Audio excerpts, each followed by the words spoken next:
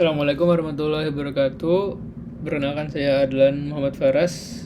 Hari ini akan menjelaskan tentang aplikasi metode numerik untuk menyelesaikan masalah sirkular ekonomi menggunakan metode DAI5. DAI5 itu sendiri adalah sebuah metode penyelesaian masalah dengan 4 tahap yang akan dijelaskan selanjutnya dengan isi dari tahap-tahap tersebut, beriringan dengan isi dari tahap-tahap tersebut.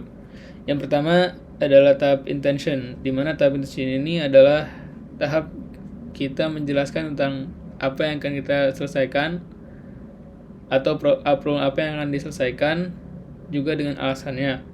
Yang pertama, di sini saya formulasikan masalah yang akan diselesaikan sebagai berikut: optimizing supply chains systems for a sustainable circular economy. Dengan alasan, as population around the world continue to grow, people want to improve their standard of living. However, this puts huge pressure on natural resource and supply chain. Yang kedua, instead of just using up resources and creating pollution, di sini maksudnya natural resources, ya kita butuh, we need an economic system that allows for growth but in an environmentally friendly way. Yang ketiga, moving from a linear economy of take, make, consume to a circular one requires using products and material more efficiently.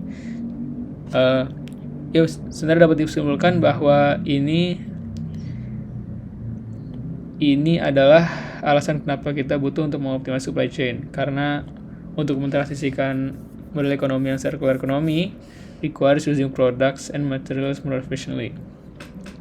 Kedua adalah tahap initial thinking, di mana di tahap ini kita akan membahas lebih dalam lagi tentang masalah yang akan kita selesaikan. Di sini saya bagi dua pembahasannya menjadi closed loop supply chain dan pembahasan tentang optimization technique. Closed loop supply chain ini kurang lebih adalah supply chain, metode supply chain yang berorientasi dengan circular economy, dengan paham circular economy gitu. Ini saya bagi pembahasannya menjadi 3 poin.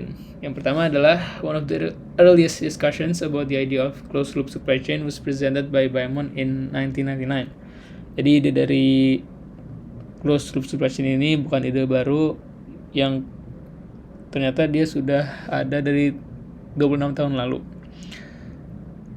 Tapi tentunya ada pengembangan. Building on this idea, Guasi and others in 2009 confirmed that a closed loop supply chain should be considered sustainable. Yang ketiga, Guide dan Van Wastenhoff in 2010 provided a more structured definition of CLSC. They described it as the design, operation, and control of supply chain to maximize value creation throughout the entire life cycle of product. Yang kedua, optimization technique. Tentunya teknik optimasi banyak, tapi di sini kita mengkerucutkan teknik optimasi yang digunakan atau pernah digunakan untuk mengoptimasi sistem supply chain yang closed loop supply chain. Yang pertama ada di tahun 2010, Karen et al. Studied the CLSC in the recycled battery industry. They developed a genetic algorithm to structure a network model with multiple levels, periods, and product for a CLSC, considering material procurement, production, distribution, recycling, and final disposal of used product.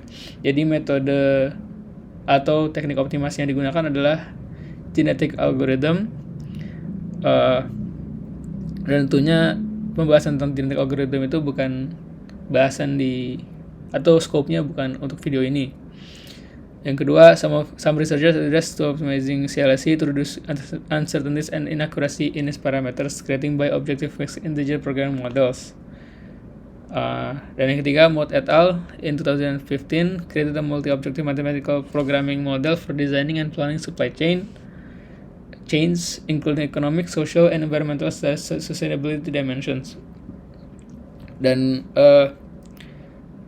paper dari Mott et al. Ini tahun 2015 adalah salah satu paper yang sangat penting untuk optimasi supply chain for a sustainable circular economy, karena dia menggunakan metode-metode yang lumayan terkini dan hasil yang lumayan bagus. Jadi paper inilah yang menjadi acuan utama saya dalam menyelesaikan masalah ini. Tahap ketiga adalah idealization. di tahap ini kurang lebih yang kita lakukan adalah membahas tentang apa saja yang kita pertimbangkan untuk menyelesaikan masalahnya. Lebih ke apa yang dibuang, apa yang dipakai, apa yang akhirnya kita implementasikan gitu. So, in the considered CLSC, decisions are not made only based on economic criteria, instead circular economy target are regarded. Jadi ya tentunya tidak menggunakan model ekonomi lama, tapi juga mempertimbangkan circular economy itu sendiri. Tentunya untuk semua masalah optimasi perlu untuk diformulasikan apa objective functions-nya dan apa constraint-nya. Jadi di sini objective functions-nya, the first objective function aims to minimize the total cost. Tentunya total cost untuk supply chain. There are 4 main sources of cost, including establishment cost of new facilities, procurement costs, processing costs, and transportation costs. In establishment costs, it is assumed that the new disassembly centers and DCs can be added to existing forward flow. In procurement costs, selling recycled material is an income source that is formulated with a negative sign. Transportation cost depends on type of vehicle and the distance between facilities and ship quantities. The actual implementation simplify to minimize total cost production, fixed cost emission from transportation, and emission from production.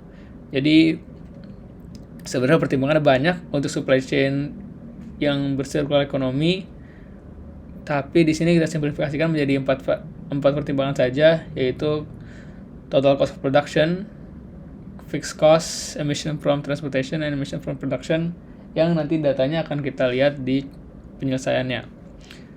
Terus ada formulasi untuk constraints. Di sini dibagi dua, yaitu balance constraints dan capacity constraints. Sebenarnya kurang lebih sama dan saya tidak akan menjelaskan lebih lanjut.